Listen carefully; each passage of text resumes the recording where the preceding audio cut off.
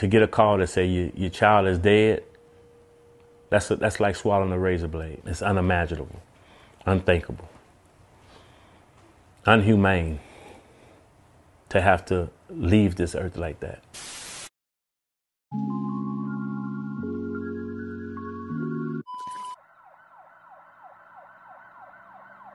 24-year-old Akira Ross was a loving and joyful young woman who was always there for loved ones. She had aspirations of becoming a hip-hop musician and even began writing her own lyrics. Most importantly, she was a full-time caretaker for her grandmother, who meant the world to her. Sadly, just 2.5 years ago, Akira's mother passed away in a car crash, inspiring her to start a business to help children with the loss of family members. No one could have ever imagined that tragedy would soon strike again.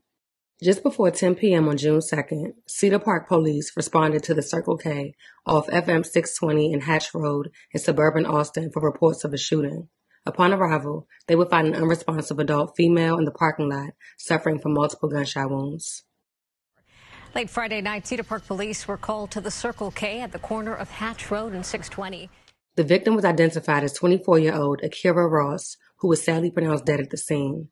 According to Akira's girlfriend, on the night of the shooting, she, Akira, and another friend pulled into the Circle K parking lot. Akira and her girlfriend began arguing, which a friend of theirs believed caught the suspect's attention. After Akira's girlfriend went inside of the convenience store, Akira and the suspect, 23-year-old Bradley Stanford, got into a verbal confrontation after he attempted to shake her hand while she was pumping gas, ultimately causing her to go inside of the convenience store.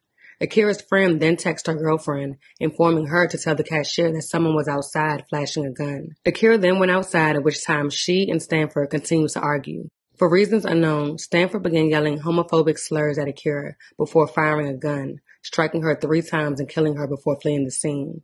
Neither Akira nor Stanford knew each other, and the details leading up to the shooting remained scarce. Akira's family, understandably outraged and shocked at her senseless and untimely murder, are asking authorities to investigate the deadly incident as a hate crime, as they feel the only reason she was murdered was because of her sexual orientation. Her father says Akira has never expressed fears of being a gay woman, and that he has been getting so many phone calls from people who loved her that he hasn't been able to sleep. There's a new reality. Akira's father, Anthony Hill, and her grandmother, Carolyn Hartman, are coming to terms with. It's just, you can't imagine not seeing your child no more. The smile she had on her face and just the kind of person she was. Everybody she came in contact with just instantly loved her. She loved people, and she had her way of showing her love to people. Hill lost his daughter, Akira Ross, after a shooting in Cedar Park Friday night. She never knew that man. So she was hated on, and we don't know why, but we just want justice to be served. She was just trying to make it home. She didn't want no trouble with nobody. For 9 years, Akira Ross was involved in an on-again, off-again relationship with her girlfriend, Tanya Gassaway. Just before 10 p.m. on June 2nd, Ross drove into this Circle K gas station parking lot in Cedar Park with Gassaway and another friend in the car. According to court documents, a friend says Ross and Gassaway were arguing, which she believes caught the attention of a man in the parking lot, Bradley Stanford.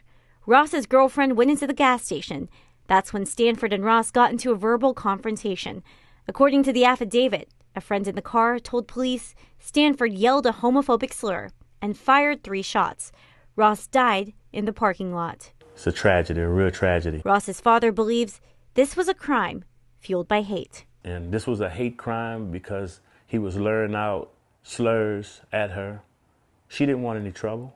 Monday, we talked to Ross's father, Anthony Hill, about the way she lost her life. I just want people to stop hating on people for whatever they decide to do in life, because at the end of the day, we all the same. No one is better than the next. No one is worse than the next. KVUE News also spoke to Gassaway's mother, who didn't want to show her face on camera.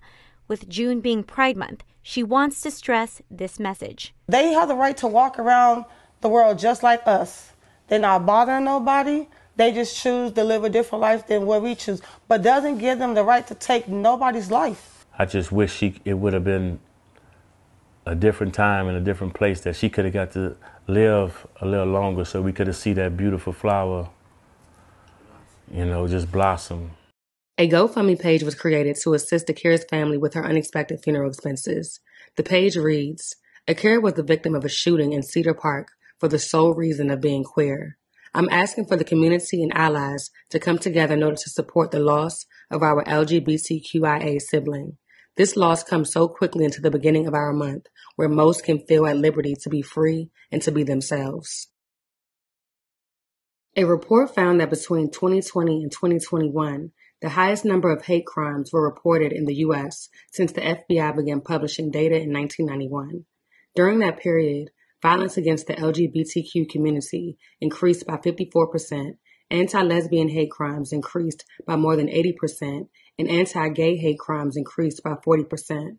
Reported hate crimes based on gender identity increased nearly 30% from 2020 to 2021. Just 2 days after her murder, 23-year-old Bradley Stanford was tracked nearly 200 miles away in Ingleside, Texas, near Corpus Christi, where he was booked into the San Patricio County Jail, where he is arrested and charged with first-degree murder. He was later booked into the Williamson County Jail. Bond information wasn't immediately available, and it is unclear if he has entered a plea or retained an attorney to speak on his behalf. The case remains ongoing.